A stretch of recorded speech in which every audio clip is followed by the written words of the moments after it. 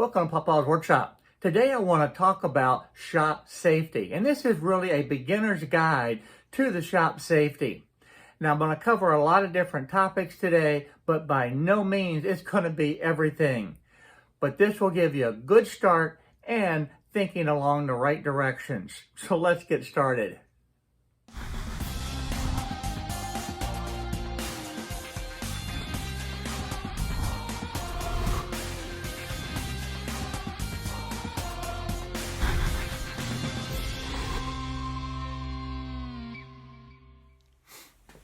Before we start today's video, I've got a real big favor. Recently, YouTube has changed their algorithms. What does that mean? That means that my videos are not being recommended as often as they used to. How do we change that? I need your help in a most urgent way to be able to like this video, share it with as many people as you can, and subscribe. By making these 3 simple changes, it really will trigger those algorithms to be able to get the recommendations back out to everyone in the woodworking community and the CNC world. So if you like the videos that I'm producing, you like my teaching methods, please subscribe, like, and share. Now, let's get back to today's video. Part of the fun of being in the shop is to be able to separate your life from your day-to-day world and your shop time. And by that I mean this is the time to be able to relax, have fun, and think about nothing but that shop time. Get away from that daily life and what's taking place at your real job and enjoy your shop time. But don't bring your day-to-day life into the shop, because the pressures and the stress that you have in your day-to-day life needs to be left outside, because this is the time to kind of reboot and get you going in the right direction again and be able to enjoy this time in the shop. One of the most important things about the shop is how you're dressed. You cannot have loose clothing. Loose clothing can actually get caught into the saws, and that's something you do not want. And if you also do wood turning like I do on occasions, loose clothing can get pulled into that lathe and cause some serious injuries. So keep the loose clothing, loose jewelry, all of that out of the shop. A lot of people say don't even wear a ring. Now I typically do wear a ring in the shop, but that's something that you want to take in consideration as well. So again, no loose clothing, no loose jewelry. The first step, do one project at a time. Keep yourself organized. Gather up all the tools that you need, keep them in easy reach, and have nothing else on your workbench. So I'm working on the drawer faces today, and that's the only thing that's on my workbench. The next most important thing is to keep your floors clear. They need to be swept often. They need to have all of the tools picked up, dust picked up, no extension cords. Keep a clear path so that you do not have a trip hazard. Very, very important.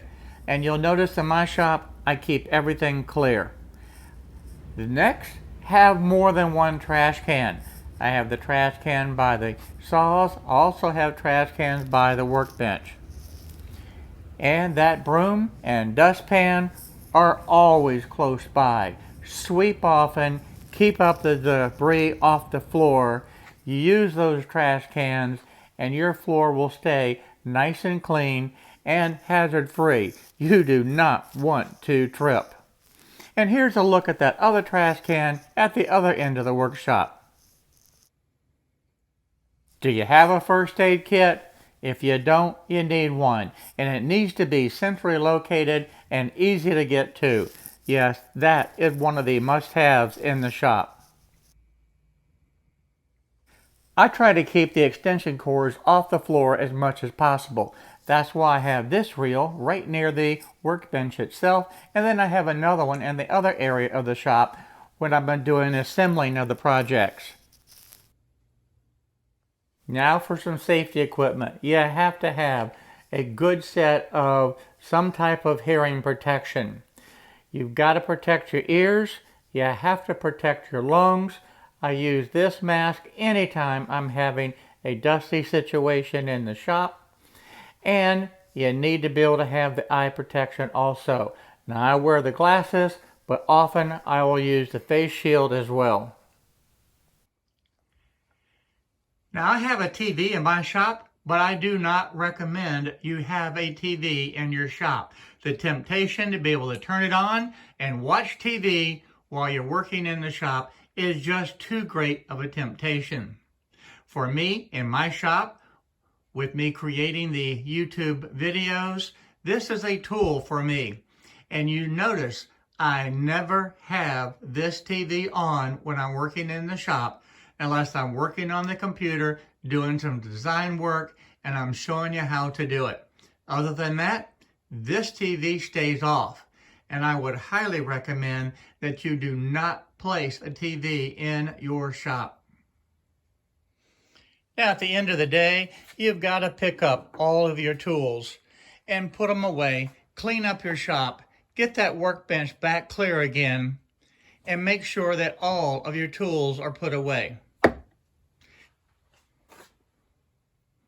Having an organized area for all your tools makes life so much easier and much, much more enjoyable to be able to come into your shop.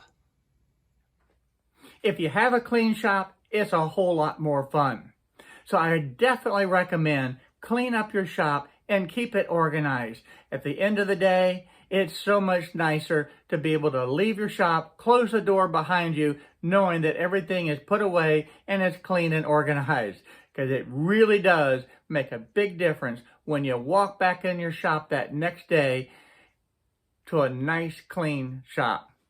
And we covered a number of different topics today, and by no means this is an inclusive list, but it's designed to be able to get you thinking and headed in the right direction. And I know that you guys can come up with dozens of additional things to be able to improve the safety in your shop. And if you would, leave me a comment down below, and let's get a little dialogue going on all the different things that we can do to improve safety in the shop. Hi everyone, thank you for watching my video today. If you like the video, please go ahead and hit the subscribe button down below and the little bell next to it so you'll be notified on the different videos that I upload. Also check out the videos over here to be able to stay up to date on the happenings in my shop. So again, thank you for watching my videos.